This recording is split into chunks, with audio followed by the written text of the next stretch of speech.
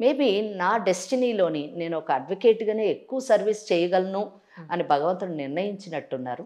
నేను మరి ఒక లాయర్‌గా నేను స్థిరపడ్డము.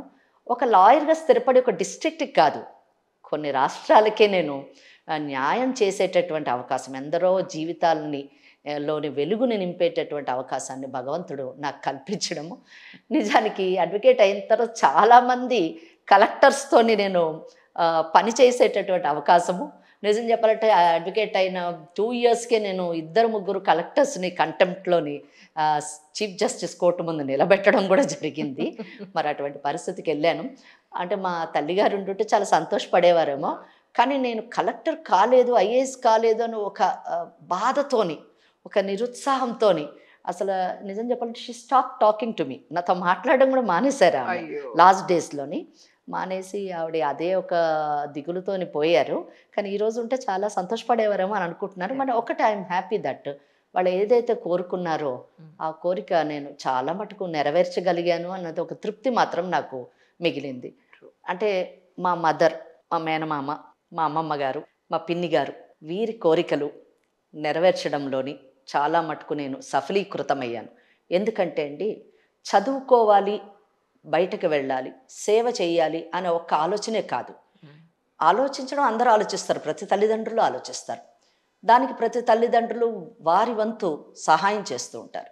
కానీ మా కుటుంబంలో త్యాగం చేశారని చెప్పాలి. మా మేనమామ తనకి పిల్లలుంటే నా మీద కాన్సంట్రేట్ చేయడం కష్టమని చెప్పి, పిల్లలు కలగకుండా వారు ఓహ్! వారి జీవితాన్ని త్యాగం చేయడం.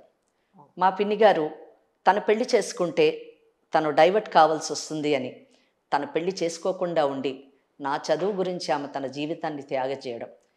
ఇవి సామాన్యమైనటువంటి విషయాలు కాదు. కరెక్ట్. కరెక్ట్. మా తల్లిగారు అంటే మా నాన్నగారికి పెద్ద నేను కలెక్టర్ అయిపోవాలనేటువంటి కోరిక లేదు.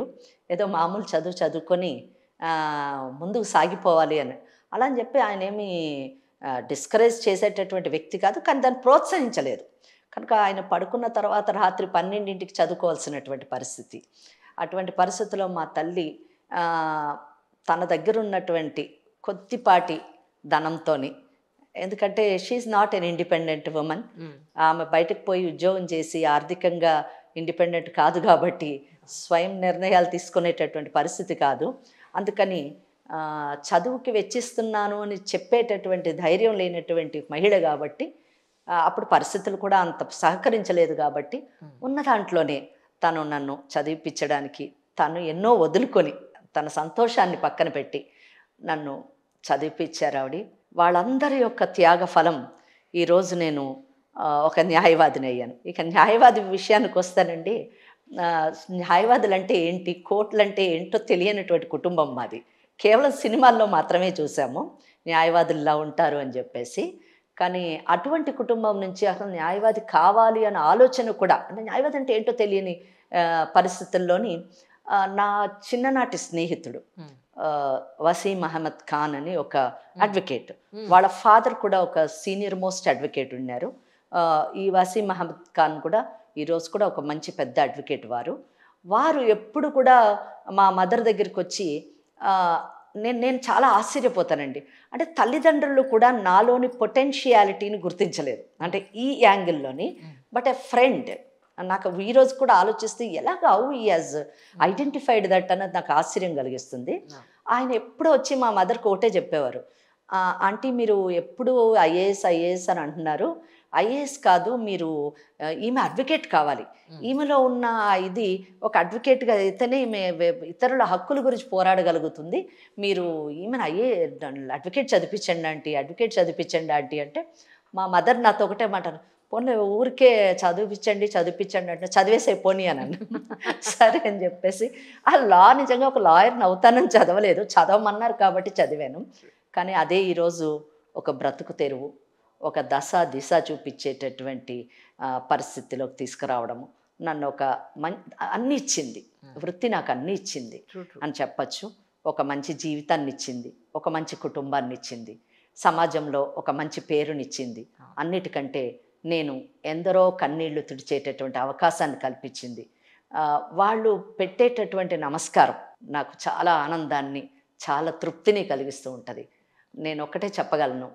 మై క్లయింట్స్ ఎవరైతే నాకు కేసులు ఇచ్చి నన్ను ప్రోత్సహించారో వాళ్ళందరూ కూడా నన్ను ఈ స్థితిలో కూర్చోబెట్టారు. అంటే నా వాళ్ళ త్యాగం తర్వాత నా క్లయింట్స్ దీనికి కారణం.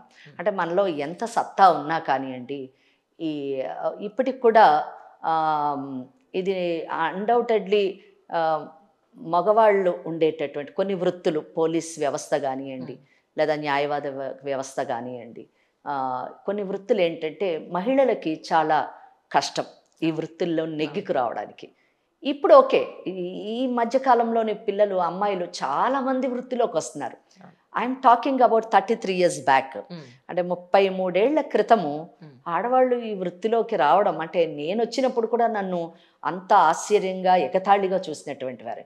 ఇవిడేదో పెద్ద లాయర్ అయిపోతుందంట అని వెనకాల అనుకొని ఉండొచ్చు. నన్ను ఎవరైతే డిస్కరేజ్ చేయలేదు. కానీ అంటే సభ్య సమాజంలోని మరి ఆ కాలంలోని మరి న్యాయవాద వృత్తిని ఎన్నుకోవడం ఒక సాహసము, ఎన్నుకొని నేను నిలదొక్కుంటాను అనుకునేటటువంటి కాన్ఫిడెన్స్ ఉండడం అది రెండో సాహసము.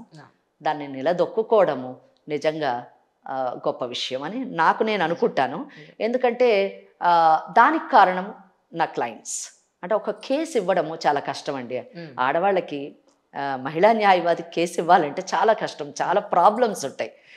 మగవాళ్ళకి ఫస్ట్ మేల్ షవనిజం, మేల్ డామినేటెడ్ సొసైటీలోని ఒక కేసు మగవాడికే ఇవ్వాలనుకుంటారు. కానీ ఇది ఈ అమ్మాయి, ఈ లేడీ ఏం చేస్తుంది, ఈ అమ్మాయి ఏం చేయగలుగుతుంది, మేము అర్ధరాత్రి ఈ అమ్మాయిని కాంటాక్ట్ చేయలేము, అర్ధరాత్రి ఆమె ఆఫీస్కి వెళ్ళలేము, లేదా ఏదైనా మాట్లాడుకోవాలంటే ఏ పబ్లోనో ఏ హోటల్లోనే నేను పిలిచి మాట్లాడలేము. సో మెనీ ప్రాబ్లమ్స్ ఉంటాయి. వాళ్ళకి ఒక ఫ్యామిలీ ఉంటుంది, పిల్లలు ఉంటారు, భర్త ఉంటాడు. ఇవన్నీ ఆలోచించేటటువంటి సమాజంలోని అమ్మాయిలకి ఒక కేసు ఇవ్వడము, ఆ కేసుని మనం పట్టుకొని కోర్టులోని వాదించి వారికి విజయం సాధించి ఇవ్వడం అన్నది అనుకున్నంత సులువైనటువంటి విషయం కాదు. దానికి కారణం మనం అవన్నీ కూడా అధిగమించామంటే దానికి కారణము క్లయింట్స్, న్యాయ వ్యవస్థ. అంటే న్యాయ వ్యవస్థలో ఉన్న ప్రతి ఒక్క న్యాయవాది, ప్రతి ఒక్క న్యాయమూర్తికి నేను రుణపడి ఉన్నానని చెప్పచ్చు. వారి ప్రోత్సాహం లేకుండా మనం చేయడం చాలా కష్టం. సో అందరికీ 2 కుటుంబాలు ఉంటాయి, ఒకటి పుట్టినిల్లు, ఒకటి మెట్టినిల్లు. మీకు ఇందాక చెప్పాను, నాకు యాజ్ ఫార్ యాజ్ పుట్టినిల్లు is concerned I don't have. I have very good మెట్టినిల్లు. నాకు చక్కటి అత్తగారి ఇల్లు ఉంది. ఇంకొక కుటుంబం నాకు న్యాయవాద కుటుంబం. నాకు చాలా సంతోషం కలిగించేది, వృత్తిలో నాకు ఆనందం కలిగించినటువంటి ఇంకో విషయం ఏంటంటే నాకు అన్నదమ్ములు లేరు. నా ప్రతి న్యాయవాది నేను అన్నానో తమ్ముడనో బాబు అనో పిలుస్తూ ఉంటాను. I'm very happy. నాకు న్యాయవాది కుటుంబం నాకు ఆ ఆనందాన్ని కలిగించింది అని చెప్పచ్చు. పాప ఒక్కతేనండి మీకు? నాకు ఒకటే అమ్మాయి అండి. నాకు ఒకటే అమ్మాయి. మీరు ఇందాకే ఇంట్రడక్షన్లో చెప్పారు, శుభరాజేశ్వరి. అమ్మాయి ఏకైక సంతానం, ఒకటే అమ్మాయి. ఆ అమ్మాయి కూడా న్యాయవాది వృత్తిలోకి వచ్చింది. మీకు ఆ సంగతి తెలుసు. కానీ మా తరఫున అయితే ఆమె ఇలా మాట్లాడడానికి కానీ ఇవన్నీ కూడా మా తరఫున ప్రోత్సాహం ఏమీ లేదు. తనంతట తనే డెవలప్ అయ్యి ఎదగడానికి ప్రయత్నిస్తుంది. ఎందుకంటే రోజుకి 18 గంటలు పనిచేస్తూ ఉంటాను నేను. ఎక్కువగా క్లయింట్స్కే నా యొక్క టైం ఉంటుంది. తనకి ఎక్కువ టైం అయితే ఎక్కువ కేటాయించలేదు. అయితే మరి ఇంట్లో వాతావరణం కానివ్వండి, అవన్నీ కూడా తన మీద ప్రభావం చూపించి ఒక మంచిగానైతే ఇప్పుడు మటుకు బాగానే ముందుకు కొనసాగుతుంది. అయ్యో, ఇంకా బాగా ఉండాలని కోరుకుంటున్నాను కూడా నేను.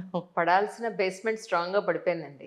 చాలా స్ట్రాంగ్ పిల్లర్స్ వచ్చాయి. ఓకే, బిల్డింగ్ అవుతుంది ఇప్పుడు. దానికి మేమేం స్ట్రాంగ్ పిల్లర్స్ వేయలేదు. అదే, ఎందుకంటే we don't want to take that credit. నిజంగా చెప్తున్నాను. మా అమ్మాయిలను మేము ఇలా పెంచాం అలా పెంచామని నేను చెప్పదలుచుకోలేదు. ఎందుకంటే మేము దానికి చేసింది ఏమీ లేదు. తనంతట తనే చూసి అన్నీ నేర్చుకొని ఇలా ఉండాలి. ఇంకొకటి ఏంటంటే చిన్నతనం నుంచి నాతోని అసోసియేట్ కావడం వల్ల, ఈవినింగ్ రాగానే ఆఫీస్లో కొంతసేపు అలా ఇలా తిరుగుతూ ఉండడం వల్ల అక్కడ ఆమె విన్నటువంటి కష్టాలు అవన్నీ కూడా మేబీ తన పైన ప్రభావం చూపించి ఉండొచ్చు. సో ఇలాగుండాలి, అమ్మాయిలు ఇలాగుండాలి అనుకొని ఉండొచ్చు. లేదా నేను కూడా ఇలా చెయ్యాలి, నేను కూడా అంటే క్లయింట్స్ అప్పుడప్పుడు నన్ను మెచ్చుకుంటుంటే వాళ్ళ యొక్క సంతోషాన్ని వ్యక్తపరిచినప్పుడు నన్ను కూడా ఇలాగ మెచ్చుకోవాలి, మనం కూడా ఇటువంటి సంతోషాన్ని క్లయింట్స్కి మనం ఇవ్వాలి అనేటటువంటి ఆలోచన అయితే తనకి కలిగింది అని నేను అనుకుంటాను. అప్పుడప్పుడు చెప్తూ ఉంటుంది కదా నాతో ఇలా.